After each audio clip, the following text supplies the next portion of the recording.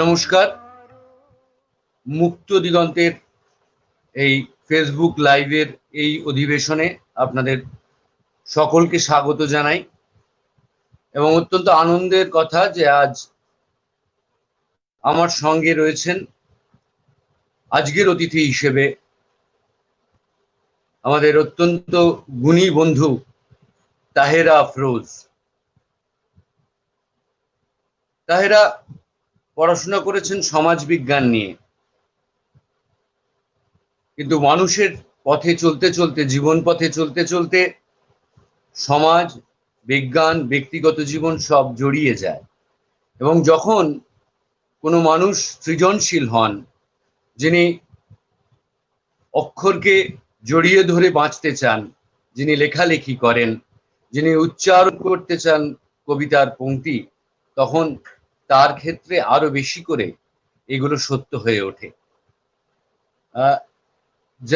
যাকে আজ অতিথি হিসেবে পেয়েছি তাকে আমাদের সকলের পক্ষ থেকে শুভেচ্ছা জানাই। ধন্যবাদ তাহেরা, আপনি আমাদের এই আমন্ত্রণে আজ এই সন্ধ্যায় আমাদের সঙ্গে ঘন্টাখানেক সময় কাটাবেন। আপনার কথা আমরা জানবো, আপনার কবিতা আমরা জানবো, এরকম একটা অবকাশ আপনি আমাদের দিয়েছেন বলে আপনাকে অকুণ্ঠ ধন্যবাদ এবং কৃতজ্ঞতা জানাই। ধন্যবাদ আমাকে আমন্ত্রণ করার জন্য। আমার খুব ভালো লাগছে আপনাদের সাথে লাইভে আসতে পেরে। আমাদেরও খুব ভালো লাগছে। আমি আপনার বিষয়ে কিছু কথাবার্তা আমাদের দর্শক শ্রোতাদের জানাবো, কিন্তু সে বিষয়ে জানানোর আগে একটু আপনারই লেখা কয়েক পংক্তি পাঠ করে নিই। খুব সম্প্রতি লেখা আপনার সেটি, 1 সেপ্টেম্বরে লিখেছেন লেখাটি এবং পরে সেটি জি। আপনি বোধহয় অডিও করে সেটিও ফেসবুকে দিয়েছেন। তারপর জি, জি। খোলা প্রান্তরে বুক ভরে একটু নিঃশ্বাস নিতে চাই, বড় প্রয়োজন, জরুরি এখন। আজন্ম অন্ধকার ঘরে কিভাবে বাঁচে মানুষ, একটু আলো চেয়েছি বারবার। বন্ধ জানালার ফোকল গলে আসা আলো ধরতে অঞ্জলি পেতেছি কতবার, একটু সোনা মাখা আলো। আজন্ম অন্ধকার ঘরে কিভাবে বাঁচে কেউ, আজন্ম অন্ধকার ঘরে কিভাবে বাঁচে মানুষ। বুকের খাঁচায় বন্দি শ্বাসটুকু খাঁচায় বন্দি পাখির মতো ছটফট করে। একদিন একদিন এক আলোর মিছিল এসে ভাঙবে বুকের খাঁচা, মুক্ত করে দেবে রুদ্ধ শ্বাস। আকাশে বাতাসে মিশে যাব সেদিন, শূন্য খাঁচাটা পড়ে থাকবে অন্ধকারে। হ্যাঁ, আমাদের এই যে জীবন মহাকালের হিসেবে খুব ক্ষুদ্র, তার আগেটা আর তার পরেটা অনেক বড়। এই খাঁচাটার মধ্যে এই কদিনের আমাদের বাস, এই যে একটা দর্শন আপনার এই লেখাটার মধ্যে দিয়ে এসেছে, ভারী ভালো লাগা। আমি দর্শক শ্রোতাদের জানাই যে বন্ধুকে আজ আমরা পেয়েছি, তাহেরা আফরোজ, আমাদের অত্যন্ত গুণী সম্মানীয় অতিথি। তিনি বাংলাদেশ সিভিল সার্ভিসের জেনারেল এডুকেশন ক্যাডার, সরকারি প্রথম শ্রেণীর কর্মকর্ত্রী। সরকারি গার্হস্থ্য অর্থনীতি কলেজ ঢাকায় তিনি যুক্ত। 12 বছরের বেশি সময় ধরে তিনি মঞ্চে আবৃত্তি করছেন, রেডিও টিভিতে আবৃত্তি করেছেন, পরিবেশন করছেন। আবৃত্তির অ্যালবাম আছে তার 2টি, তার মধ্যে একটি মনোময় নামে। কাব্যগ্রন্থ আছে তার 2টি। প্রথমটি ভারী সুন্দর, জল তরঙ্গ। জল তরঙ্গ কাব্যগ্রন্থটি মানে আমি প্রচ্ছদটিও দেখেছি, ভারী সুন্দর। মানে নামটার মধ্যেই একটা কোথাও কবিতা রয়েছে, কোথাও একটা মিষ্টতা রয়েছে। এবং তার সঙ্গে পরের যে কবিতার বইটি তার, সেটি এই শহরের রূপকথা। কবিতার বই হলেও তার মধ্যে একটা অন্যরকম স্বাদ আছে। আমি তার ব্লার্বটি যতটা পড়েছি, যতটা জেনেছি, তাতে আমার মনে হয়েছে যে এর মধ্যে একটা অন্যরকম স্বাদ আমরা পাই। সেই স্বাদ আমরা বোধহয় ওই লেখাটির মধ্যে, ওই বইটির মধ্যে তিনি একটা সংলাপ ধর্মিতা এনেছেন, একটি তুমি বলে একটি চরিত্র এনেছেন, যার মধ্যে দিয়ে তিনি তার মনের কথা বলতে চেয়েছেন, যে চরিত্রকে তিনি তুলে ধরতে চেয়েছেন একটি কথোপকথনের মধ্যে দিয়ে। আমরা জানবো, আজকে শুনবো তার কাছ থেকে তার সেই গ্রন্থের কবিতাও। একটু মানে খুবই কৌতূহল হচ্ছে আমার, যে এই কবিতাগুলি তিনি কিরকম ভাবে নির্মাণ করেছেন বা কিরকম করে প্রকাশ করেছেন। এবং এছাড়া তার গল্প গ্রন্থ আছে একটি, যে গল্প গ্রন্থে 8টি গল্প আছে। গ্রন্থটির নাম ঘুন পোকা, এবং গ্রন্থটির শেষ গল্পটির নামও ঘুন পোকা। এবং এছাড়া তার 3টি উপন্যাস আছে, তার মধ্যে একটি সুরের আগুন, এবং সমাজ বিজ্ঞানের ওপর তার একটি একাডেমিক বইও রয়েছে। অর্থাৎ আমাদের এই বন্ধু, তার নানা দিকে ছড়ানো রয়েছে তার কর্মকাণ্ড। এবং আমি যতদূর জানি, তার মুক্তিযুদ্ধের প্রেক্ষাপটে একটি উপন্যাসও প্রকাশের মুখে। এইরকম নানাবিধ কর্ম করেন তাহেরা আফরোজ, আমাদের আজকের বন্ধু। আমি প্রচুর কথা বলে ফেলছি, আজ তো তার কথা শোনার পর্ব আমাদের। তাহেরা, প্রথম জানতে চাইবো, এই যে কবিতার কাছে আসা, আপনি পড়াশোনা করেছেন সমাজ বিজ্ঞান নিয়ে, এবং তারপরে আপনি কবিতার কাছে এসেছেন।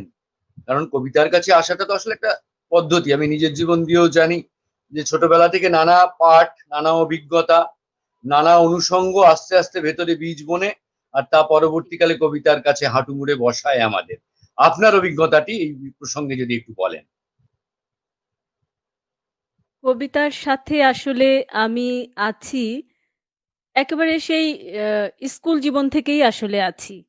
সেই স্কুলে যখন আমি পড়ছি আ ক্লাস 7, 8 এ, 9 এ তখন স্কুলে যে অনুষ্ঠানগুলো থাকতো সেখানে আমি আবৃত্তি করতাম আসলে তখন। এই যে চলাটা শুরু হলো তখন আমার যেটা অভ্যাস ছিল কি আমি ডায়েরি লিখতাম। সেই ছোটবেলাতে প্রতিদিনই ডায়েরি লিখতাম। যা মনে আসতো তাই লিখতাম। যখন যা ভাবতাম বা যখন যা মনে হতো। এখন সেই পুরোনো দিনের সেই ডায়েরিগুলো বের করে যখন পড়ি সেই সময়ের উপলব্ধিগুলো মনে মানে হাসি আসে যে আসলে সেই সময় আমি কি ভাবতাম। এই যে লেখার যে অভ্যেসটা তখন ছিল বা বিভিন্ন বিষয় নিয়ে যে একটা নিজস্ব একটা ভাবনার জগৎ ছিল, কল্পনার জগৎ ছিল সেটা এখন বুঝতে পারি যে সেই সময়ে শুরু হয়েছিল। ঠিক এই সময়ে এসে সেটা পরিণত একটা জায়গায় আসলে এসেছে। যা আমি আসলে প্রকাশ করতে পারছি। বীজটা বোনা হয়েছিল সেই শৈশবেই আসলে। সেটা আস্তে, আস্তে যখন কলেজে আসলাম, কলেজে আরেকটু বড় একটা আ গণ্ডি পেয়ে গেলাম। তারপর যখন ইউনিভার্সিটিতে আসলাম, ঢাকা ইউনিভার্সিটিতে, তখন আরো বড় জায়গাতে আসলাম। তারপর আরো আ যখন কাজে ঢুকলাম মানে পেশায় ঢুকে গেলাম, তখন নিজের মতো করে কাজ করার আরেকটু স্বাধীনতা আসলো। যে আ স্বাবলম্বী হলে যে স্বাধীনতা আসে, একা, একা চলার যে একটা স্বাধীনতা আসে, সেটা যখন এসে গেল, তখন আমি আমার স্বপ্নটাকে আরো মানে এগিয়ে নিতে থাকলাম বা এগিয়ে নেবার শক্তিটা আসলে পেলাম। এভাবেই আসলে শুরু হয়েছে। লেখি আমি অনেকদিন থেকেই। তবে প্রকাশনা বা প্রকাশিত হয়েছে বই অনেক পরে। আমি মানে বই জার্নালিস্ট ছিলাম। করেছেন অনেক পরে, এই আর কি। জি, বই বের হয়েছে অনেক পরে। আমি তো সাংবাদিক ছিলাম আগে। তো হুম। সাংবাদিকতা সেই সময় থেকেই লিখতাম। কিন্তু দেখা গেল যে ২০০৫-৬ এও আমি যে কবিতাটা লিখেছি সেটা এসে আমার প্রকাশিত হয়েছে ১ম বই ২০১৭ সালে। হুম। এই আরকি। আর হ্যাঁ, ১ম যে আজকের কবিতাটা কাগজে আপনি আপনি লিখেছিলেন জি, লিখে যুক্ত ছিলেন। আহ, জি, এই যে চলে আসে এই লেখালেখিটা হওয়া প্রথম, আসলে আমার আপনার সঙ্গে কোথাও একটা মিলে যাচ্ছে, কারণ কবিতার কাছে আমারও একেবারে খুব ছোটবেলায় আসা, সেটা মায়ের কাছ থেকে। মানে যখন লিখতে পারতাম না বা পড়তে জি, পারতাম না, তখন থেকে বলতে পারাটা তো ছিল ওই ছোটবেলার জি, আদো আদো সময়। ওই সময় বাংলা ভাষার যে কবিতার অমূল্য ভান্ডার, ছড়া কবিতা, সেসব মায়ের দৌলতে কানে জি, এসে বসেছিল আর মনে ঢুকে গেছিল। সেই জি, হয়তো কবিতার কাছে এসে পড়া, তখন থেকেই ভেতরে ঢোকা। আর প্রথম একদম। আগে মঞ্চে আবৃত্তি করা, আগে আবৃত্তির কাছে আসা, তারপরে জি, কবিতার ভেতরে ঢোকা। অর্থাৎ জি, আমরা যখন বড় হই, আপনার কথা থেকে যেটা পেলাম, যে বড় হওয়ার সাথে সাথে এই যে সুকুমার ভালোবাসাটা, তার সঙ্গে ভাষা চেতনা, সমাজ চেতনা, এগুলো যুক্ত হতে হতে আজকের প্রকাশের এই যে একটা উন্নত জায়গা বা আরো পরিণত একটা জায়গা, এই জায়গাটা তৈরি হয়েছে। জি। আমরা একটুখানি আগে এবার একটা কবিতা শুনি আপনার কাছ থেকে। আহ নিশ্চয়ই। আসলে আ ১ম এ যে কবিতাটা শোনাবো, মনে, মনে ভেবে রেখেছি যে আজকে ১ম যে কবিতাটা শোনাবো যে মাকে নিয়ে একটা কবিতা শোনাবো। কবি হুমায়ুন আজাদ বাহ! আমার খুব পছন্দের একজন কবি। হুমায়ুন আজাদের একটি কবিতা আছে 'আমাদের মা'। সেই কবিতাটি আমি শোনাই আজকে। আমাদের মাকে আমরা বলতাম তুমি, বাবাকে আপনি। আমাদের মা গরিব প্রজার মতো এসে দাঁড়াতেন বাবার সামনে। কথা বলতে গিয়ে কখনোই কথা শেষ করে উঠতে পারত না। আমাদের মাকে বাবার সামনে এতটাই তুচ্ছ দেখাতো যে মাকে আপনি বলার কথা আমাদের কোনোদিন মনে হয়নি। আমাদের মা ছিল বয়সে আমাদের চেয়ে বড়। কিন্তু আমাদের মা ছিল আমাদের সমান। আমাদের মা ছিল আমাদের শ্রেণীর, আমাদের গোত্রের, আমাদের বর্ণের। বাবা ছিলেন অনেকটা সিংহের মতো। বাবা ছিলেন অনেকটা আল্লাহর মতো। তার জ্যোতি দেখলে আমরা সেজদা দিতাম। বাবা ছিলেন অনেকটা সিংহের মতো। তার গর্জন শুনলে আমরা কাঁপতে থাকতাম। বাবা ছিলেন অনেকটা আড়িয়াল খাঁ বিলের প্রচণ্ড চিলের মতো। তার ছায়া দেখলে আমরা মুরগির বাচ্চার মতো মায়ের ডানার নিচে গিয়ে লুকিয়ে পড়তাম। ছায়া সরে গেলে আবার বের হয়ে আকাশ দেখতাম। আমাদের মা ছিল অশ্রুবিন্দু। সারাদিন টলমল করত। আমাদের মা ছিল বনফুলের পাপড়ি। সারাদিন ঝরে ঝরে পড়ত। আমাদের মা ছিল ধান ক্ষেত। সোনা হয়ে দিকে দিকে বিছিয়ে থাকত। আমাদের মা ছিল দুধ ভাত। ৩ বেলা আমাদের পাতে ঘন হয়ে থাকত। আমাদের মা ছিল ছোট্ট পুকুর। আমরা দিনরাত তাতে সাঁতার কাটতাম। আমাদের মায়ের ব্যক্তিগত কোনো জীবন ছিল কিনা আমরা জানি না। আমাদের মাকে আমি কখনো বাবার বাহুতে আলিঙ্গনে দেখিনি। মাকে জড়িয়ে ধরে বাবা কখনো চুমু খেয়েছেন কিনা আমি জানি না। চুমু খেলে মায়ের ঠোঁট অমন শুকনো থাকতো না। আমরা ছোট ছিলাম। দিন, দিন আমরা বড় হতে থাকি। আমাদের মা বড় ছিল, কিন্তু বছর, বছর মা ছোট হতে থাকে। ৬ষ্ঠ শ্রেণীতে পড়ার সময় আমি একদিন ভয়ে মাকে জড়িয়ে ধরেছিলাম। ৭ম শ্রেণীতে ওঠার পর মা একদিন ভয় পেয়ে আমাকে জড়িয়ে ধরে। আমাদের মা দিন, দিন ছোট হতে থাকে। আমাদের মা দিন, দিন ভয় পেতে থাকে। আমাদের মা আর বনফুলের পাপড়ি নয়, সারাদিন ঝরে, ঝরে পড়ে না। আমাদের মা আর ধান ক্ষেত নয়, সোনা হয়ে দিকে, দিকে বিছিয়ে থাকে না। আমাদের মা আর দুধ ভাত নয়, আমরা দুধ ভাত খেতে আর পছন্দ করি না। আমাদের মা আর ছোট্ট পুকুর নয়, পুকুরে সাঁতার কাটতে আমরা কবে ভুলে গেছি। কিন্তু আমাদের মা আজও অশ্রুবিন্দু। নগর থেকে গ্রাম পর্যন্ত আমাদের মা আজও টলমল করে। সত্যিই এই কবিতাটি অত্যন্ত ভালো লাগা একটি কবিতা আমাদের।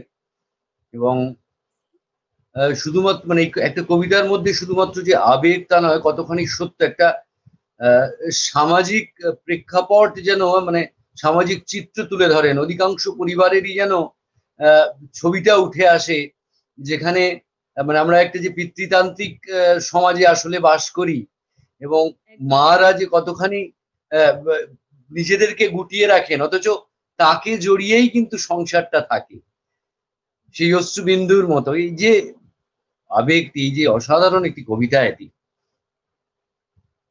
এবার একটু আপনার কবিতার প্রসঙ্গে আসি, জি, আপনার লেখালেখির প্রসঙ্গে। যে কথা একটু আগে বলছিলাম আপনার এই শহরের রূপকথা বইটিতে জি, আমরা প্রসঙ্গে যে যেখানে আপনি একটা নির্মল শহর চেয়েছিলেন, একটা জি, নির্মল পরিবেশ চেয়েছিলেন। ছোটবেলা থেকে যে পৃথিবী দেখে বড় হচ্ছিলাম আমরা, সেখানে থেকে আস্তে আস্তে সময়টা পাল্টে যাচ্ছে, জটিল হয়ে যাচ্ছে। শহরের মধ্যে অনেকগুলো খারাপ দিক আপনি দেখতে পাচ্ছেন বড় হতে হতে, এবং এই যে দুর্ভোগ, চারিদিকে একটা ফাঁদ পাতা মনে হচ্ছে আপনার, জি, এই অবস্থার মধ্যে দাঁড়িয়ে আপনি দুটি চরিত্র নির্মাণ করলেন, একজন কথক আর আরেকজন যে অদৃশ্য থাকে, যাকে তুমি বলে সম্বোধন করছে কথক, এবং এই তুমির মধ্যে দিয়ে সত্যগুলো আপনি উচ্চারণ করতে চাইছেন লেখার মধ্যে। এই ভাবনাটা আপনার মধ্যে কিভাবে এলো, এবং তার সঙ্গে সঙ্গে সেই কথাটি বলার পর আমি ওই কাব্যগ্রন্থের একটুখানি কবিতা শুনতে চাইবো আপনার কাছে। নিশ্চয়ই। আ এই শহরের রূপকথা যে কাব্যগ্রন্থটা এটাতে মোট আ ৩০ টি কাব্য আছে। এক সিরিয়াল করে ১ থেকে ৩০ পর্যন্ত ৩০ টা কাব্য আমি লিখেছি। এটা একটা থিম ভিত্তিক আমার একটা আসলে চিন্তা। থিম ভিত্তিক একটা প্রেজেন্টেশন। তো এই নামে মানে এই চিন্তায় আমার একটা ছোট গল্পও আছে। সেই গল্পটা 'ঘুণপোকা' গল্পগ্রন্থে সেই গল্পটা আছে যে, "এই শহরে তুমি নেই।" সেটা ছিল একটা গল্প। তো সেই গল্পটা লেখার পর সেই গল্পটা একটা প্রেক্ষাপট থেকে আসলে লিখেছিলাম। একটা ঘটনা একটা চোখের সামনে একটা ঘটনা এসে গিয়েছিল। সেই ফিলিংস থেকে সেই গল্পটা আসলে লেখা ছিল যে আমাদের আ ঢাকা শহরে ঢাকা শহরের আ একটা জায়গা আছে যে মানে কিছু, কিছু রাস্তা থাকে যে খুব নিরিবিলি। আমি আমার বাসা যেখানে ছিল সেই জায়গা থেকে আসার সময় একটা জায়গা ছিল যে খুবই নিরিবিলি। তো আমি নিজে চলাচল করার সময়ও আমার মানে বেশ ভয় লাগতো যে মানে গাড়িতে যেতাম তারপরও ভয় লাগতো। যে এত নিরিবিলি একটা জায়গা এখানে যেকোনো সময় একটা দুর্ঘটনা ঘটতে পারে বা এরকম একটা ভয় থাকতো বা ভয় লাগতো। তো সেই একটা চিন্তা থেকেই সেই আমার গল্পটা আসলে আসে যে একটা শহরে যদি একটা মেয়ে এরকম একা, একা চলাচল করে বা তখন তার আসলে খুবই মানে নিরাপত্তাহীনতা থাকে। তো সেই গল্পটাতে ছিল যে সেই মেয়েটার একটা বন্ধু ছিল। সেই বন্ধুটা হঠাৎ করে শহরের বাইরে চলে যায় একটা জরুরি কাজে। যাওয়ার পরে তো মেয়েটার জীবনে সেই দুর্ঘটনাটা আসলে ঘটে। মেয়েটা ওই জায়গাটায় মেয়েটা নির্যাতিত হয়, রেপ হয়। রেপ হওয়ার পর মেয়েটাকে ট্রেনে ফেলে দেয় এবং মেয়েটা সেখানে মারা যায়। মেয়েটা ট্রেন লাইন থেকে আর সরে না। মানে একটা ট্রেন আসে আচ্ছা, গলাটা কেটে দেয়। হ্যাঁ, এটা ছিল আসলে আমার সেই গল্পটা যেটা এই শহরে তুমি নেই। তো এই যে শহরে আসলে চলার জন্য আমাদের যে শহরটা আসলে আমরা যেই সমাজে বাস করি, তো সেই শহরে আসলে একটা মেয়ে অনেক রাতে কোনো কাজ করে বাড়ি ফিরবে সেখানে একটু মানে শঙ্কা থাকে, একটু ভয় থাকে। না আমার আসলে একজন বডিগার্ড দরকার। এরকম একটা ফিলিংস থাকে। তো সেই চিন্তা থেকেই আসলে আমার এই কাব্যটা লেখা এবং সেখানে আমি ওই তুমিটাকে কল্পনা করে আসলে আমি কাব্যগুলো লিখেছি যে তুমি নাই, তুমি আসবে, তুমি চলে গেলে, তুমি এখন নেই। শহরটা আমার খুব আ একা লাগছে, নিঃসঙ্গ লাগছে। তুমি যখন আবার ফিরে আসবে এই হবে, সেই হবে। এই সমস্ত কল্পনা নিয়ে আসলে কাব্যগুলো লেখা। আপনার কিছু কিছু কথা খুব লো হয়ে যাচ্ছে, আপনি একটু এগিয়ে এসে বলুন। আচ্ছা, আচ্ছা। এবার ঠিক আছে? হুম হুম। ঠিক আছে? হুম, বলুন। ঠিক আছে। আচ্ছা। তো সেইরকম যে আ এই শহরের এই বিষয়টা নিয়েই আসলে আমি আ লিখেছি যে একটু শুনি নিরাপত্তাহীনতাটা। একটু কবিতা ওখান থেকে।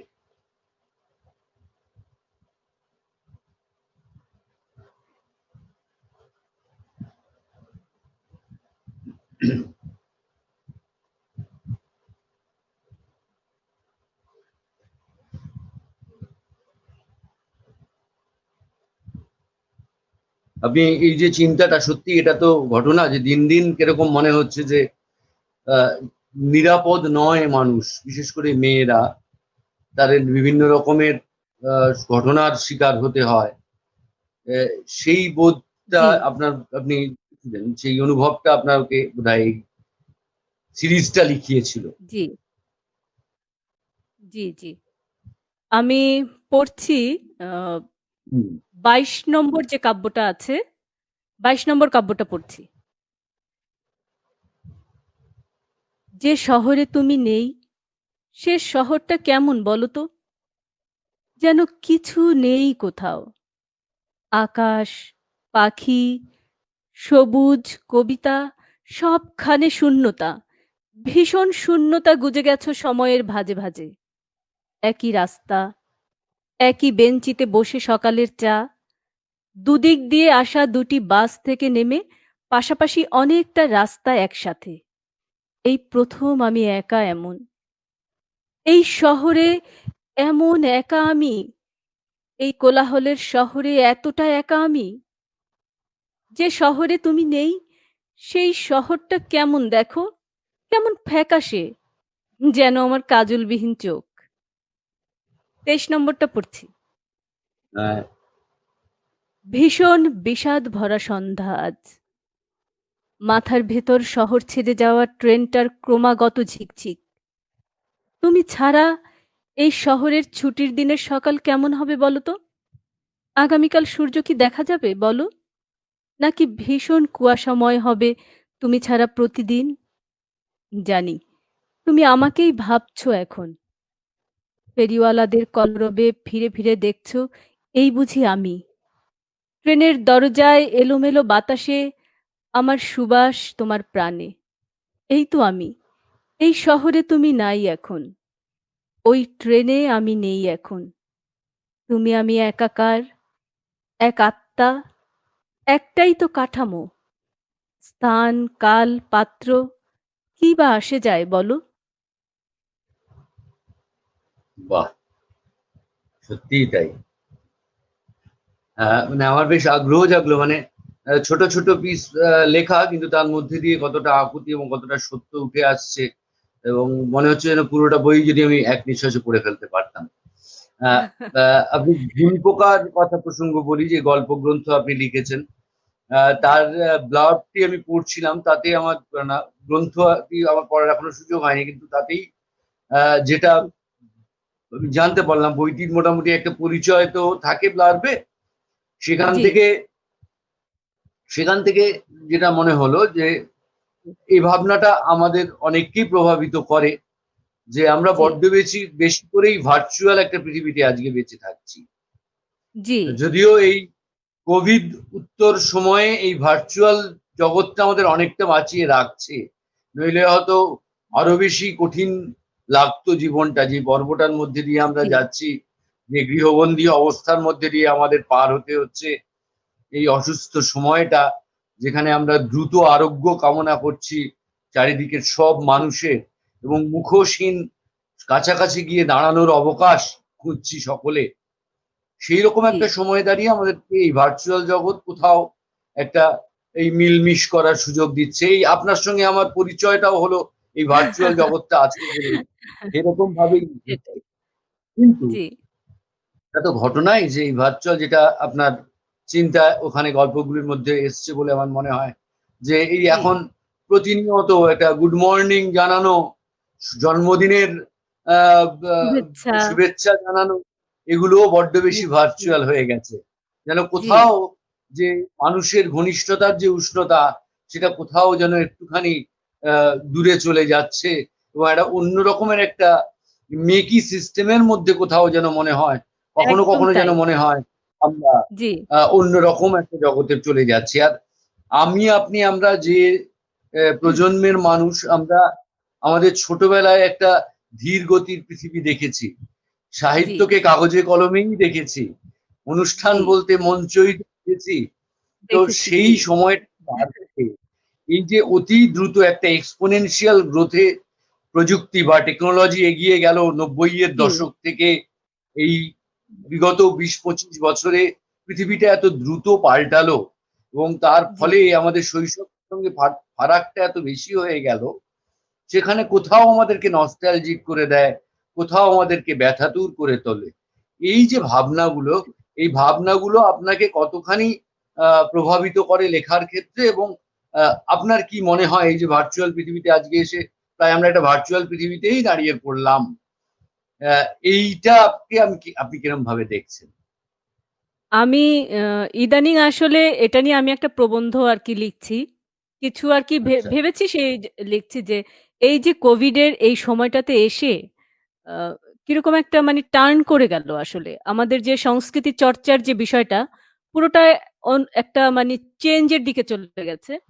চেঞ্জটা কেমন যে আমরা সবাই এই আ অনলাইন নির্ভর যে লাইভ আসা, অ্যা এখানেই আসলে আমাদের চর্চাটা গিয়ে এখানেই ঠেকেছে। যে আমরা এখানেই চর্চা করছি। তো আমি যে লেখাটা লিখছি যে প্রবন্ধটা সেটা হচ্ছে যে বিশ্ব মহামারী এবং আমাদের যে সংস্কৃতির চর্চার যে পরিবর্তনের যে ধারাটা শুরু হয়েছে সেই বিষয়ে আরকি লিখছি। তো আমাদের এই যে ভার্চুয়াল এর যে বিষয়টা আমি আসলে যেটা ভাবি ফেসবুক নিয়ে তো আমি সবসময়ই ভাবি যে ফেসবুকটা আসলে আমরা কিভাবে ব্যবহার করছি আসলে। ব্যবহার যেটা বলছি যে সমাজে এটা কিভাবে প্রভাব ফেলছে। আমার অনেক সময় অনেক স্ট্যাটাস লিখে ফেলি যে ফেসবুকে এই, ফেসবুকে সেই। যে ফেসবুকটা আসলে আমরা কিভাবে ইউজ করছি। ব্যবসা থেকে শুরু করে সবকিছু। আমরা যখন কিছুদিন আগে এক ফেসবুক ফ্রেন্ডের লেখা দেখলাম যে স্ক্রল করে যাচ্ছি, মৃত্যু, এখানে আনন্দ, এখানে আবার হাসি, আবার কেউ মারা যাচ্ছে, আবার এখানে শপিং এ আসছি। মানে একটা প্ল্যাটফর্মে মুহূর্তে যে আমাদের যে ফিলিংস এর যে চেঞ্জ গুলা, এগুলো কি আসলে আমরা ফিলিংস গুলো কি নিতে পারছি? আমরা তো একটা রোবটের মতো। আসলে কোনো কিছুই তো আমাদেরকে আসলে প্রভাবিত করতে পারছে না। এই আমরা দেখছি একটা আন্দোলনের ছবি, চট করে চলে যাচ্ছি আমরা একটা জন্মদিনের উৎসবে। জাস্ট কয়েক সেকেন্ডের মধ্যে একটা ফিঙ্গার স্ক্রুলের মধ্যে। এই যে আমাদের যে অনুভূতির যে চেঞ্জ, এটা কিন্তু যেমন আমাদের সাইকোলজিক্যালি একটা এফেক্ট করছে, সবকিছুতেই কিন্তু আসলে আমাদের এটা খুব প্রভাব ফেলছে। এটা আমরা বুঝতে পারবো আরো অনেক পরে গিয়ে আসলে বুঝতে পারবো। আর যে বিষয়টা মনে হয় কি যে ফেসবুকে আমরা প্রতিদিন দেখছি, আপনজনকে দেখছি। আমাদের মনে হচ্ছে যে খুব কাছাকাছি আসলে চলে গেছি। আমার মাঝে মনে হয় যে আমার খুব প্রিয় যে মানুষ বা প্রিয় যে জন তাকে আমি প্রতিদিনই দেখছি। এমন যদি হতো যে আমি দেখব না। ১ মাস বা ২ মাস পর আমি দেখব। দেখার পর যে একটা ফিলিংস হবে তোমার সাথে আমার এতদিন পরে দেখা হলো। মানে ওই যে ফিলিংসটা আসলে আমাকে এই ভার্চুয়াল ওয়ার্লড আমার ফিলিংসটা নষ্ট করে দিয়েছে। আমি বলি যে আমার যে অনুভূতি আমি মাঝে বলি যে আমি আমার সেই অনুভূতিটা ফেরত চাই আসলে। আর সেই অনুভূতিটা আসলে কেমন? আমি অনেকদিন ধরে সেটা জানছি না। মাঝে আমি সেই কারণে করি কি Facebook ডিএক্টিভ করে রাখি। আবার সেটাও করে আচ্ছা, রাখতে পারি না। নানা রকম কাজ থাকে। আবার আমার আসতে কার্যসূচি হয় আবার আসলে। ফিরে আসছে। আবার ফিরে আসতে হয়। হ্যাঁ, আমার মাঝে চাই যে আমি ৬ মাস এটা ডিএক্টিভ রাখবো। কিন্তু আসলে সম্ভব না। হয় না। মানে আমি পারি না। হ্যাঁ, আসলে এটাই এই যে আরকি। টেকনোলজিক্যাল চেঞ্জটা এই জি, ধরুন এটাই হচ্ছে মানে ওই আপনি যেটা বললেন সেটা অনেকটা কিরকম যেন মনে হচ্ছে আমরা একটা আহ, শূন্য ডাকঘরকে বা ডাক বাক্সকে যেন খুব মিস জি, করি জীবনে। যে জি, সেই যে চিঠি চলন ছিল, চিঠি। তার যে জি, প্রতীক্ষা ছিল, জি, সেই প্রতীক্ষাটা আজ নেই। আজ একটু নখের আঁচড়ে আমরা মুহূর্তে একজন আরেকজনকে বিভিন্ন কথা জানিয়ে দিচ্ছি, বলে দিচ্ছি। হুম, কিন্তু তার মধ্যে দিয়ে সেই যে জমানো অনুভূতি বা সঞ্চিত আবেগের যে স্ফুরণ, সেটা আর এসে পৌঁছয় না বোধহয়। এত দ্রুত এই বিষয়গুলো একদম হতে তাই। থাকে। জি, প্রতীক্ষার যে মিষ্টতা, প্রতীক্ষার যে আনন্দ, জি, সেটার থেকে বোধহয় আমরা সকলেই বঞ্চিত হচ্ছি এই পৃথিবীতে, জি। এই ভার্চুয়াল পৃথিবীতে। একদম তাই। আহ, আহ, আরেকটা কবিতা শুনি এবার। হ্যাঁ, নিশ্চয়ই। উম আমার কবিতা শোনাবো? হ্যাঁ, শুনি, আপনার কবিতাই শুনি। আপনি আ যখন ১ম যে কবিতাটা পড়ছিলেন ওটা তো আসলে মৃত্যু নিয়ে লেখা ছিল। মৃত্যু সুখ যেটা। হ্যাঁ, তখন সেই মুহূর্তে আপনি যখন কবিতাটা মানে ব্যাখ্যা করছিলেন সেই মুহূর্তে আসলে আমার মনে পড়ে যাচ্ছিল একটা কবিতার কথা। আমার একটা কবিতা আছে 'আত্মাশুমারি'। এটার আচ্ছা, ফিলোসফিটা আ একটু ডিফারেন্ট যেমন আম আত্মাশুমারি হচ্ছে কি মানে আমি যেটা আসলে ভাবি যে আদমশুমারি যেমন উম আদম গণে মানে মানুষ গণে তার সেটা তো আমরা বলি আদমশুমারি। আর যখন যে আত্মা গুনবে তাকে আমরা সেটা বলব আসলে আমরা আত্মাশুমারি। তো সোশিওলজিতে যে থিওরিটা পড়াই আ অ্যা সর্বপ্রাণবাদের যে থিওরিটা অ্যানিমিজমের থিওরি আছে যে দেহ আর আত্মা মানুষ আসলে ২ টা সত্তা। দেহ আর আত্মা। তো টেইলর যেটা বলেছেন যে আত্মাটা আসলে কি যে আলাদা হয়ে যায়। আত্মাটাই আসল আর দেহটা হচ্ছে কাঠামো। তো ওই পড়াতে পড়াতে তো আমার একটা ফিলিংস, সেই ফিলিংস থেকে লেখা যে কবিতাটা সেটা হচ্ছে আত্মাশুমারি। আমার কাছে মনে হচ্ছিল যে পৃথিবীতে যে মানুষগুলো আসলে আছে, সবাই কি আসলে আত্মা আছে? মানে সবার কি আসলে আত্মা আছে? আমার মনে হয় যে আত্মা নেই হয়তো। অনেক মানুষ হয়তো কাঠামো আছে, ভেতরটা হয়তো মরে গেছে। কেউ হয়তো ও ও সেইভাবেই হয়তো আছে। কিন্তু অ্যাকচুয়ালি আত্মা নেই। যতগুলো আসলে কাঠামো আছে, মানে মানুষের কাঠামো আছে, কতগুলো ঠিক আত্মা নেই। ততগুলো আসলে আত্মা পৃথিবীতে নেই। এরকম একটা ফিলিংস আচ্ছা, আমার এসেছিল একসময়। তো সেই অন্য থেকে রকমের আরকি একটা লেখা ছিল ভাবনা। যে কবিতাটা আত্মাশুমারি। সেটা শোনাই। মনে পড়ল তো তাই শোনাই।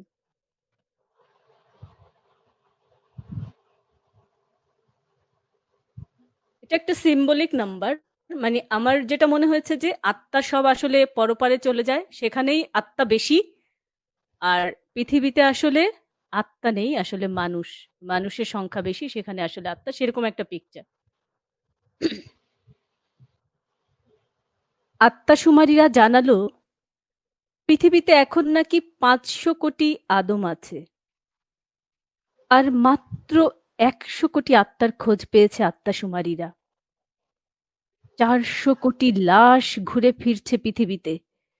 উফ, কি বীভৎস দুর্গন্ধময় বাতাস! আমার নিঃশ্বাস রুদ্ধ হয়ে আসে। আত্মাশুমারিদেরকে জানানো হয়েছে সব আত্মাগুলোকে সিলগালা করতে, না হলে 400 কোটি লাশেরা ওই সব আত্মার সতেজ সজীবতাকে পচিয়ে গলিয়ে লাশ করে ফেলবে। মাত্র 100 কোটি আত্মা পৃথিবীতে! পূর্ণিমার শয্যার কথা শোনো, লাশেরা নাকি পূর্ণিমার আলো গায়ে মাখার জন্য কত ব্যঞ্জন অঞ্জন করে। কি দুঃসাহস! কি নির্মম নির্বুদ্ধি দুঃসাহস! পূর্ণিমার আলোয় লাশের দুর্গন্ধময় শয্যা, আর আত্মারা সব স্বর্গের বাগানে। আত্মাশুমারিরা স্বর্গের বাগানে 400 কোটি আত্মার খোঁজ পেয়েছে। আত্মাশুমারিরা জানালো 400 কোটি আত্মারা স্বর্গের বাগানে প্রতিদিন পূর্ণিমা বানায়, ঝর্ণা বানায়, নদী বানায়, মেঘ বানায়, আর বানায় সুখের ঘ্রাণ। এই পৃথিবীতে যিশুর মতো ক্রুশবিদ্ধ হয়ে পড়ে থাক রক্তাক্ত নিথর লাশ। আর আমার সবুজ সজীব আত্মাকে নিয়ে, যমদূত, তুমি ফিরে যাও স্বর্গের বাগানে। বাহ, বাহ, বেশ অন্য রকমের একটি কবিতা, অন্য রকমের একটি ভাবনা। আহ, সত্যিই তাই। এই খুব গভীরভাবে ভাবতে গেলে আমরা অনেক সময় এই যে জীবন, এমনকি আমাদের মধ্যেও কখনো কখনো আত্মা বোধহয় ভেতর থেকে বেরিয়ে যায়, আবার ফিরে আসে, এরকম একটা যেন চলাচল করে। একদম, কেননা জীবনে কখনো কখনো বোধহয় আমরা একটা সিস্টেমের অঙ্গ হিসেবে শুধুমাত্র চলি, তখন আমার আত্মা কাজ করে একদম, না, আত্মা তার মধ্যে দিয়ে এক কথা বলে না।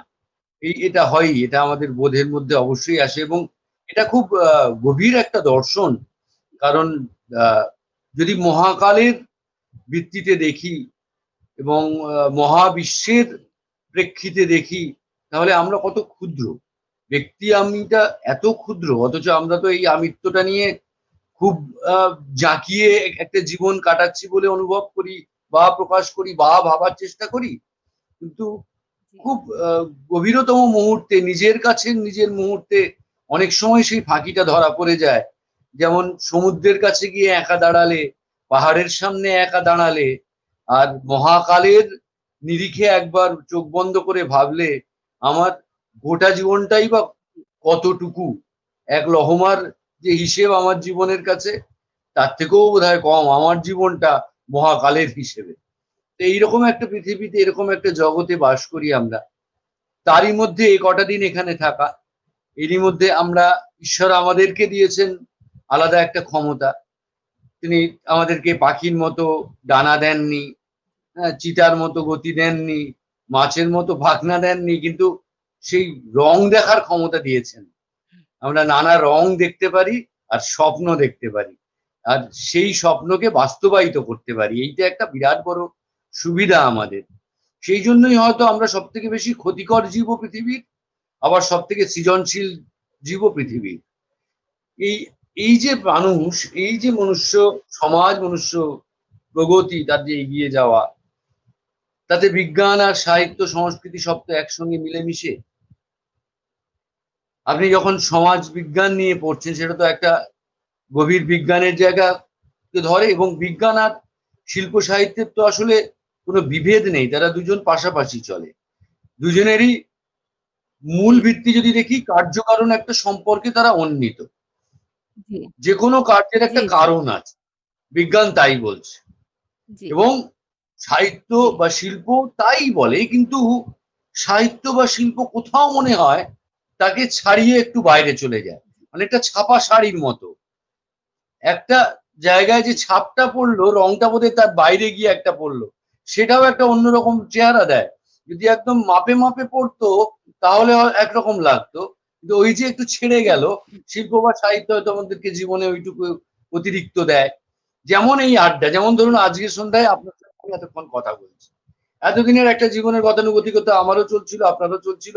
মুক্ত দিগন্তে যারা জি আজকে অনুষ্ঠান দেখছেন শুনছেন, হয়েছে। দুর্ভাগ্যের বিষয় আমার কাছে কোনো কমেন্ট আমি এখানে দেখতে পাচ্ছি না।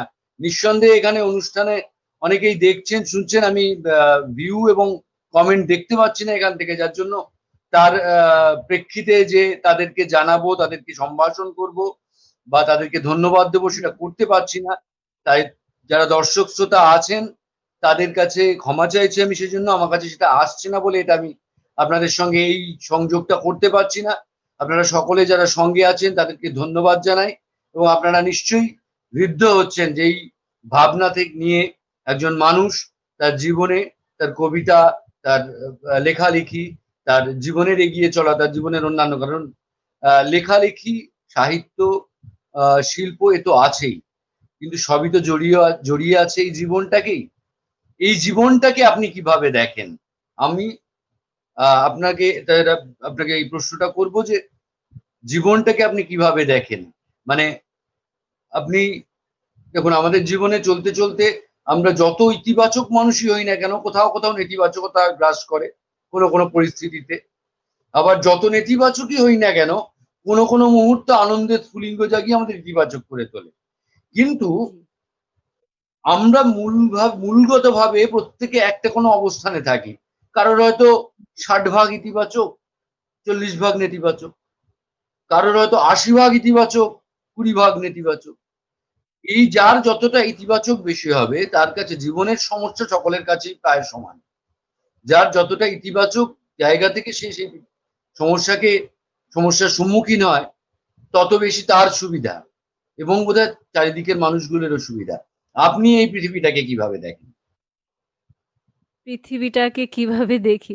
আসলে আমি যেই সমাজে থাকি, আমি তো আসলে আমার অবস্থান থেকেই আসলে দেখি।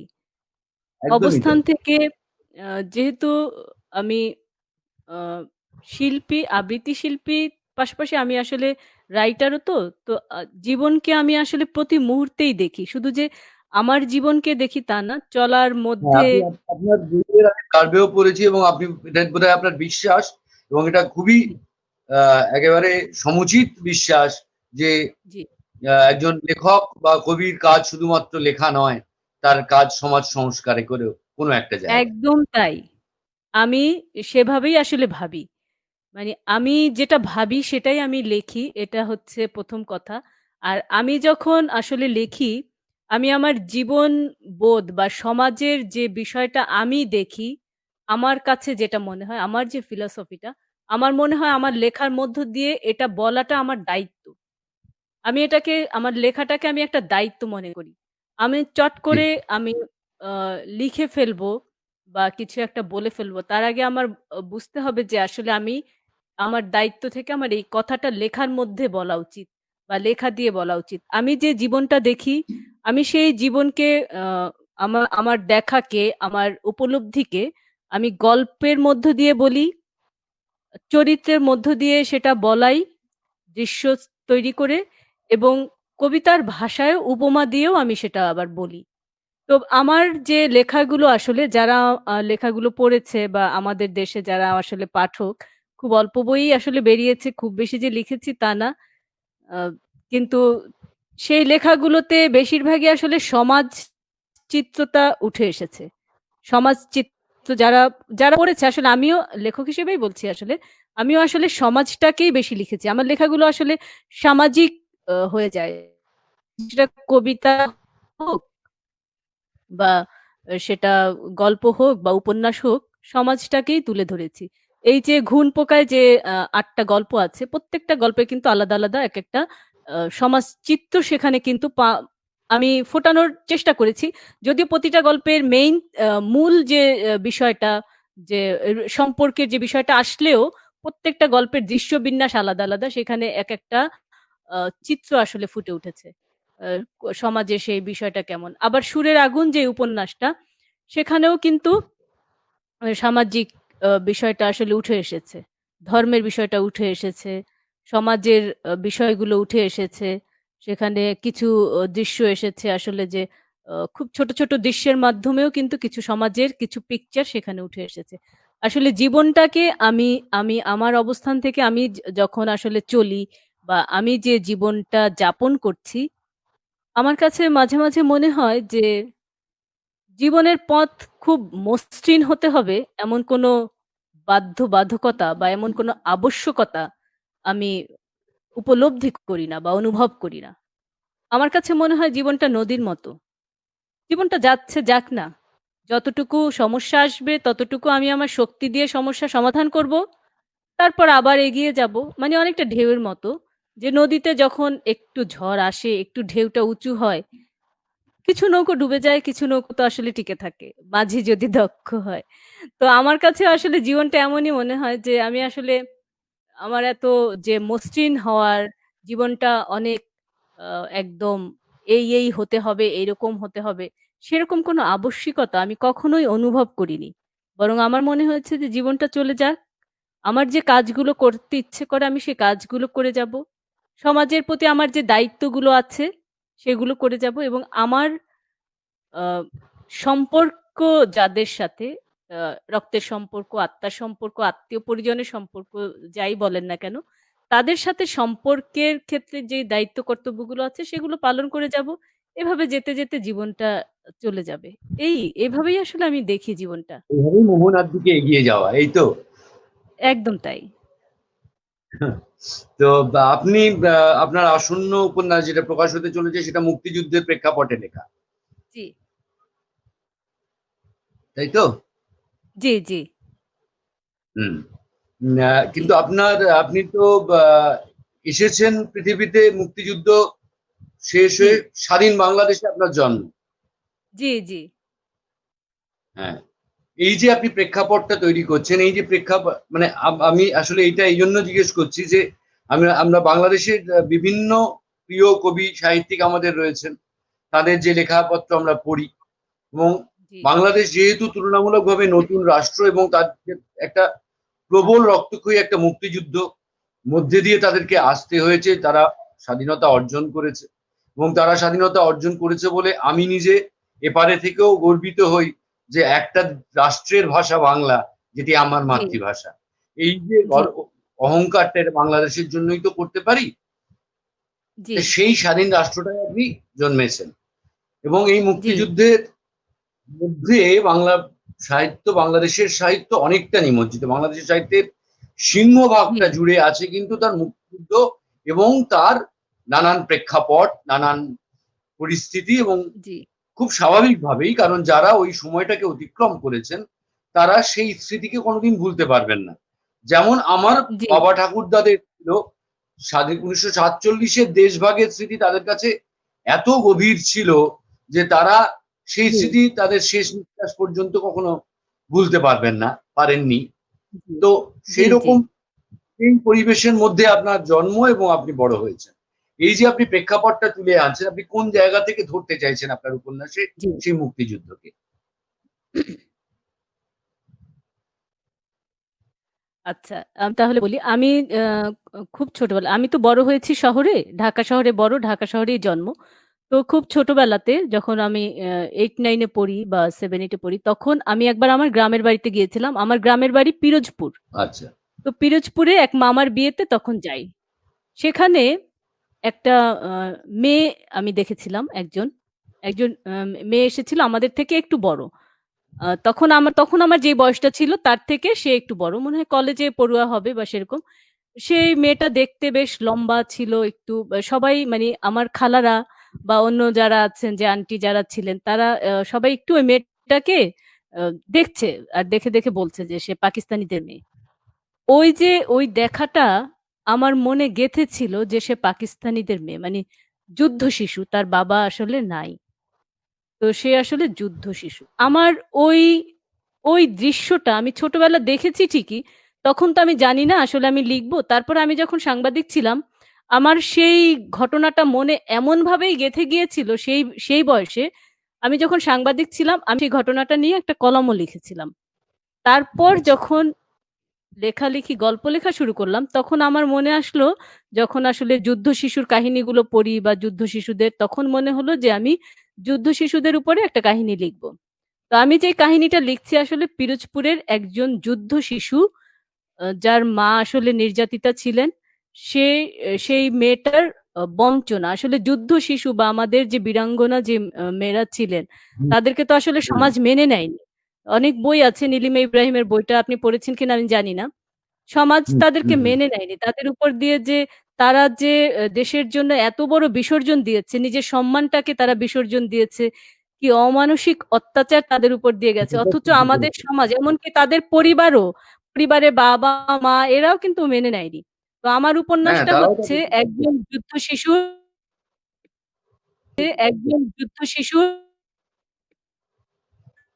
সামাজিক বঞ্চনার যে কাহিনীটা, সেই কাহিনীটাকে দৃশ্যায়ন করার জন্য আমি অনেক পড়াশোনা করেছি, সংশ্লিষ্ট সেই জায়গায় গিয়েছি, জেনেছি বিভিন্ন। আমি এই এই বিষয়টাকে লেখার জন্য প্রায় 2 থেকে 3 বছর আমি 4টা অধ্যায়ে উপন্যাসটা লিখছি। আহ, তি- তিন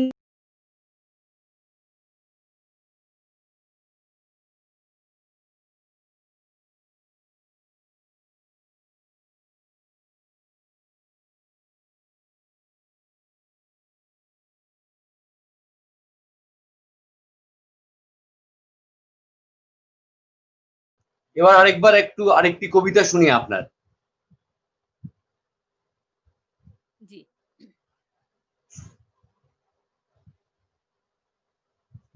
সুনীল গঙ্গোপাধ্যায়ের প্রথম আলো যে উপন্যাসটা আছে, প্রথম আলো উপন্যাসে কাদম্বরীর যে সুইসাইডের যে দৃশ্যটা আছে, আচ্ছা।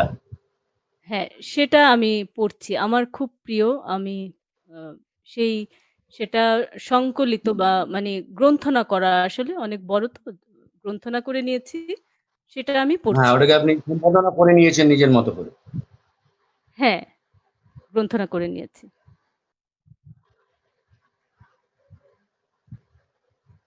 কাদম্বরীর শয়নকক্ষে দরজার পেছন দিকে একটি পূর্ণাঙ্গ আয়না লাগানো আছে, অতি মূল্যবান বেলজিয়ান গ্লাস। দরজাটি খোলা থাকলে এ আয়না দেখা যায় না, আবার দরজা বন্ধ করলে ঘরের মধ্যে একজন মানুষ দুজন হয়ে যায়। সদ্য স্নান করে সেই আয়নার সামনে দাঁড়িয়ে চুল আঁচড়াচ্ছেন কাদম্বরী, গান গাইছেন গুনগুনিয়ে। আজ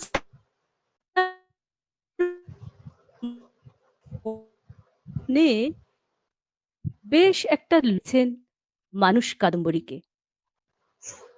অনেক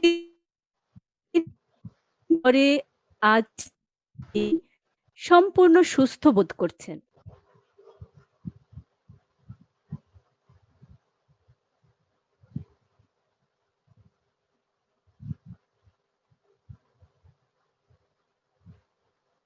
মুচকি হাসলেন।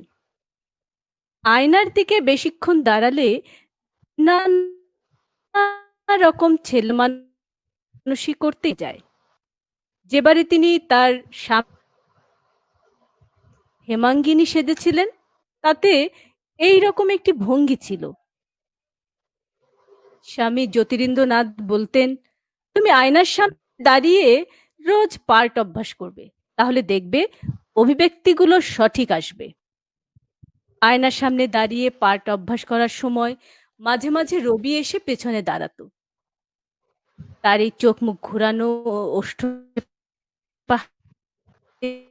দেখে রবি বলতো, কটাক্ষে মরিয়া যায়, কটাক্ষে বাঁচিয়া টুটে। কাদম্বরী বলতেন, রবি, তুমি ছেলে মানুষের সাথে মেশো না কেন? তুমি বন্ধু নেই? সেই রবির এখন আর দেখাই পাওয়া যায় না। তার অনেক বন্ধু, আজ দেখা হবে, অনেক দিন বাদে আজ সবাই মিলে আমোদ আহ্লাদ করা হবে।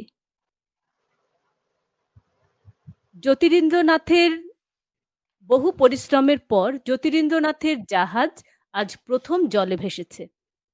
সাধ করে নাম রেখেছেন সরোজিনী, তার সবচেয়ে বিখ্যাত নাটিকাটির নামে। আর কয়েকদিনের মধ্যেই জাহাজটি বাণিজ্যিক যাতায়াত শুরু করবে পূর্ববঙ্গে। আজ গঙ্গা বক্ষে জ্যোৎস্না রাতে সেখানে হবে এক পারিবারিক উৎসব। দুদিন ধরে জ্ঞানদানন্দিনী, রবি ও জ্যোতিরিন্দ্রনাথ রয়েছেন ওই জাহাজে। ওরা কাজে ব্যস্ত আছে ঠিকই, কিন্তু একসঙ্গে কাজ করার একটা আমোদ তো আছে। তা থেকে বাদ পড়েছেন কাদম্বরী। এই চিন্তার যন্ত্রণা তার বুকে কাঁটার মতন বিঁধছে। তবু তিনি ঠিক করলেন, আজ জ্যোৎস্না রাতের উৎসবে তিনি যোগ দেবেন সম্পূর্ণ খোলা মনে। যত্ন করে শরীর ধুয়ে নিয়ে কাদম্বরী শাড়ি বদলাতে লাগলেন। কত কত মূল্যবান শাড়ি জমে আছে, পরাই হয় না। বাড়ির বাইরে না বেরোতে হলে এত জমকালো শাড়ি আর কে পরে? জ্যোৎস্না রাতে নীল রং মানায়। অনেক শাড়ি ঘাটাঘাটি করে শেষ পর্যন্ত কাদম্বরী পছন্দ করলেন একটি গাঢ় নীল রঙের নয়নসুখ সিল্কের শাড়ি। আলতা দাসীকে আগে থেকেই খবর দেয়া ছিল, সে এসে দু পায়ে আলতা পরিয়ে দিয়ে গেল। তারপর কাদম্বরী 12টি ধূপ জ্বালিয়ে সেই ধূপের ধোঁয়া লাগালেন তার চুলে ও দুই স্তনের মাঝে। ভুরুতে লাগালেন কাজল, সুরমা আঁকলেন চোখে। তারপর দুই বগলের নিচে কিছুক্ষণ ধরে চেপে রাখলেন কয়েকটি করে চাপা ফুল। আতর কিংবা বিলিতি সুগন্ধির চেয়ে এসবই কাদম্বরীর পছন্দ। সাজ শেষ করে খোঁপায় একটি জুঁই ফুলের মালা জড়িয়ে আবার আয়নার সামনে দাঁড়ালেন। নিজের রূপ নিয়ে গুমর করতে নেই। বেশ কিছুদিন আগে রবি একবার এভাবে তাকে সাজতে দেখে বলেছিল, অশোক বসনা যেন আপনি সে ঢাকা আছে আপনার রূপের মাঝার। রেখা রেখা হাসিগুলি আশেপাশে চমকিয়ে রূপেতেই লুকোয় আবার। আজও কি সেই রকম সাজ হয়েছে নাকি? বেশি বেশি হয়ে যায়নি তো? রূপের মাঝেই রূপ লুকিয়ে আছে। ভাবতে ভাবতে তিনি দারুণ চমকে উঠলেন। আবার কোকিল ডাকল, 6 বার। তার মানে সময় হয়ে গেছে। হুলোর মা, দেখো দেখি, কেউ এলো। কাদম্বরী বারবার ছটফট করে বারবার ঘর আর বার করতে লাগলেন। কখনো দাঁড়ালেন বারান্দায়, কখনো জানালায়। তিনি বিশ্বাস করতে পারছেন না জ্যোতিরিন্দ্রনাথ আজ আসবেন না। তিনি আজ আসবেন না তাকে নিতে। দেয়ালের কোণে জ্যোতিরিন্দ্রনাথের একটি রূপো বাধাই করা ছড়ি আছে। ছুটে গিয়ে সেটা এনে কাদম্বরী ঠাই ঠাই করে মারতে লাগলেন তার এতকালের সাধের দর্পণে। ঝনঝন শব্দে চূর্ণ বিচূর্ণ হয়ে মেঝেতে ছড়িয়ে গেল কাঁচ।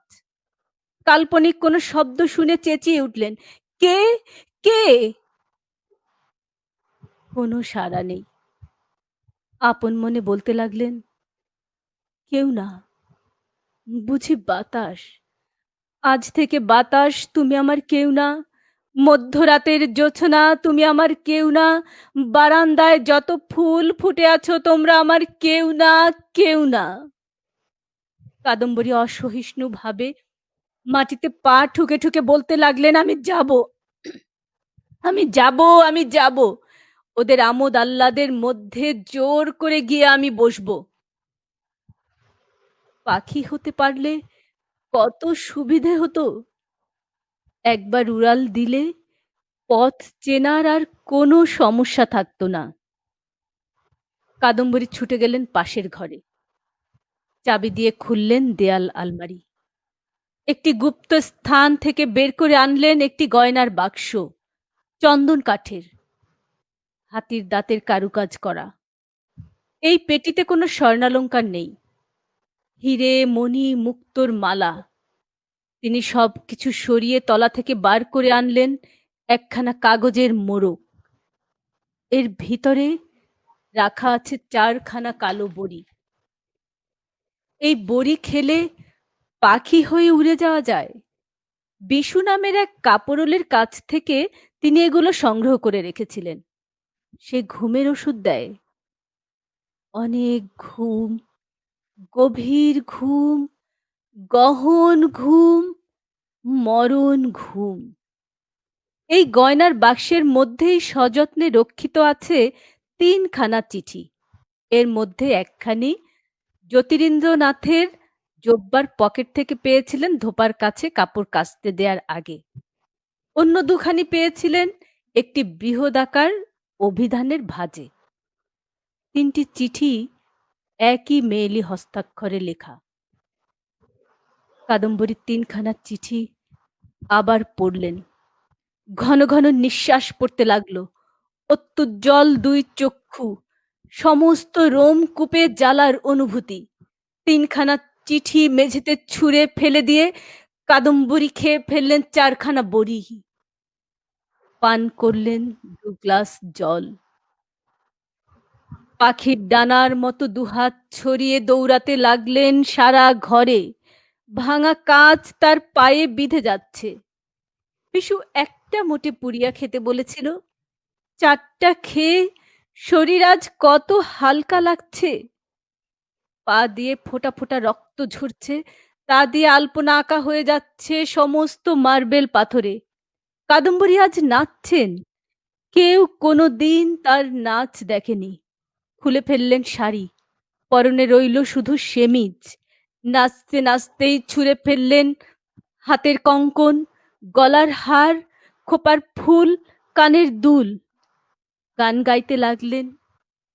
খুবই অস্পষ্ট, বোঝাই যায় না। উঠে দাঁড়িয়ে পাশের ঘরটিতে যেতে যেতেই অস্ফুষ্ট কণ্ঠে আবার বললেন, হেথা হতে যাও পুরাতন, হেথায় নতুন খেলা আরম্ভ হয়েছে। কেউ চায় না, পুরাতনকে কেউ চায় না, আমায় কেউ চায় না।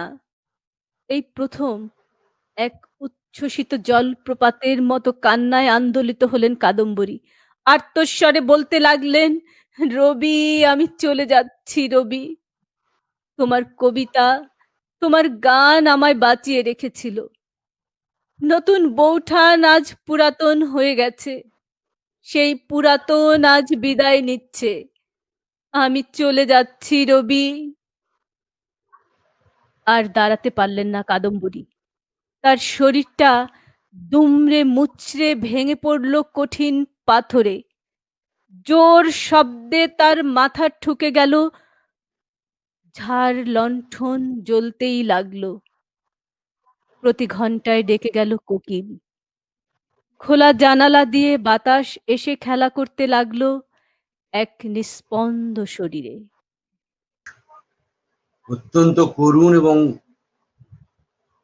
কি ভীষণ একটা মুহূর্তকে ধরা, এই মুহূর্ত একটা মুহূর্ত সমষ্টিকে ধরা এই রচনায়। এবং জি, এই রচনা পাঠের মধ্যে দিয়ে আপনি একই সঙ্গে বাংলা ভাষার 2 অমর স্রষ্টাকে স্পর্শ করলেন। যেমন কবিগুরু রবীন্দ্রনাথ ঠাকুর, যিনি আমাদের সকলের সকল দিগন্ত জুড়ে রয়েছেন, ঠিক তেমনি তার জীবনকে নিয়ে তৈরি এই লেখা, যে লেখা লিখেছেন আমাদের সকলের প্রিয় শ্রদ্ধেয় সুনীল গঙ্গোপাধ্যায়, যার জন্মদিন আমরা গত 7 তারিখই পার করে এলাম।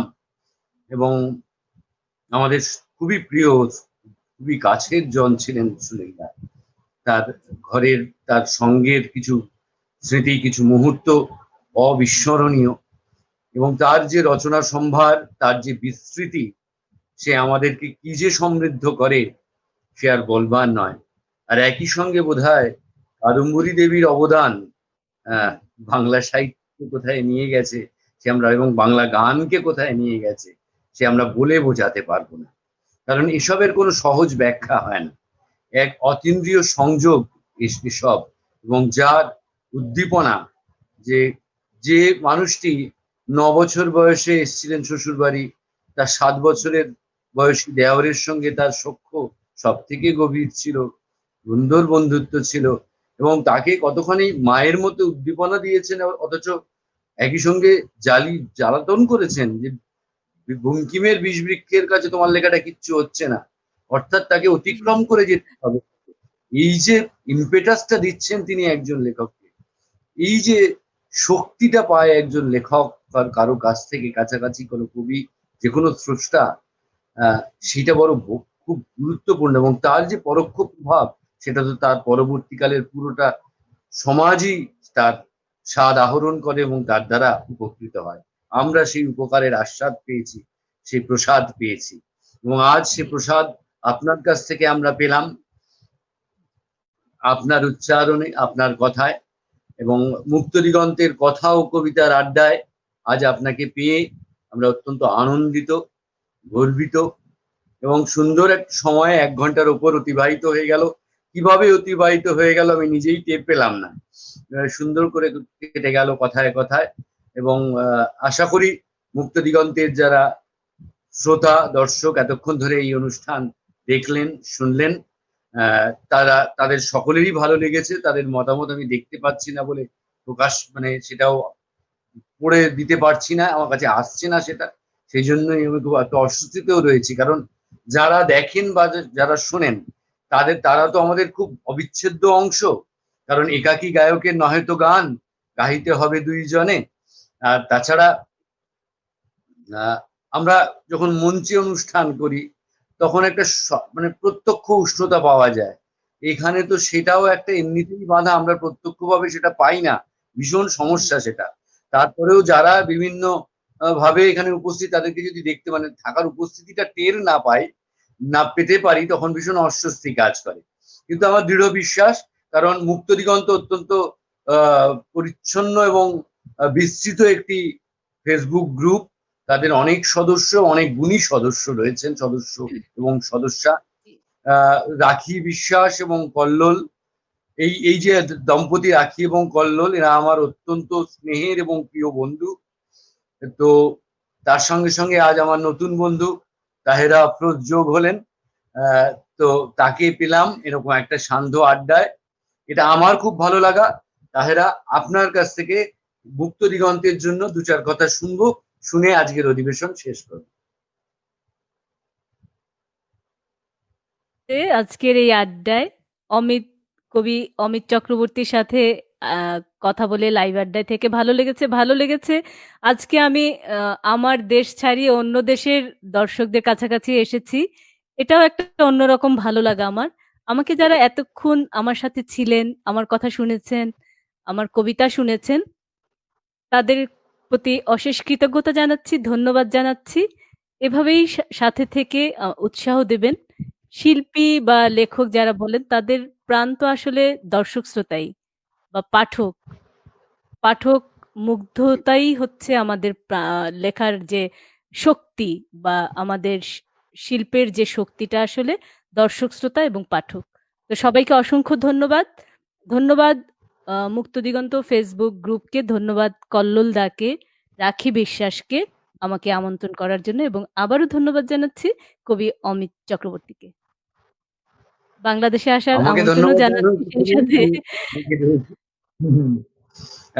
বিষয়টা হচ্ছে এই যে আমাদের খুব ভালো লাগলো, এরকম একটা সন্ধ্যে আমরা কাটালাম, এবং মুক্ত দিগন্তের এই একটা ধারাবাহিক এই ফেসবুক অনুষ্ঠান বিভিন্ন সময় তারা করছেন, নানাজন আসছেন এই অনুষ্ঠানে, কবিতা বলছেন, কথা বলছেন, এবং এভাবেই কোথাও একটা সংযোগ আমাদের চলছে। এবং আমার দৃঢ় বিশ্বাস এই আজকের এই অনুষ্ঠান কলকাতা এবং বাংলাদেশ, শুধু কলকাতা এবং বাংলাদেশ নয়, বাংলাভাষী নানা দেশের নানাজন এই গ্রুপের সদস্য, এবং তারা নিশ্চয়ই এই অনুষ্ঠান উপভোগ করলেন এতক্ষণ ধরে।